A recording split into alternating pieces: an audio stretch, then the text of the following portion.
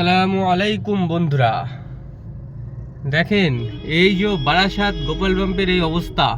গাড়ি নেই, সিএনজির কোনো গাড়ি আসেনি, তারপরেও কতগুলো গাড়ির লাইন দেখো সকাল থেকে।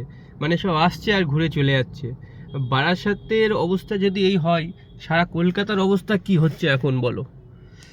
যখন সিএনজি অ্যাভেলেবেল ছিল, তো আমার বাড়ি এই বারাসাতের কাজীপাড়াতে, এই পাম্পের থেকে 800-900 মিটার দূরে। তো যখন সিএনজি মোটামুটি অ্যাভেলেবেল ছিল, তখন এই পাম্পে আসতাম, সঙ্গে সঙ্গে ভরে চলে যেতাম, কোনো লাইন থাকতো না, পুরো ফাঁকা থাকতো। আর এখন এই অবস্থা দেখো। এই বারাসাতের অবস্থা যদি এই হয়, তাহলে কলকাতার অবস্থা কি হচ্ছে তোমরাই চিন্তা করো। দেখো সব গাড়িগুলো কীভাবে রাস্তার উপরে সব আসছে, ঘুরে ঘুরে চলে যাচ্ছে। কিছু গাড়ি তো অনেকক্ষণ লাইন দিয়ে থেকেও রাস্তায় চলে যাচ্ছে। সিএনজির অবস্থা খুব খারাপ। আগামীতে কি হবে কিছুই বুঝতে পারছি না। তো এই এখন কখন গাড়ি আসবে কিছু বুঝতে পারছি না।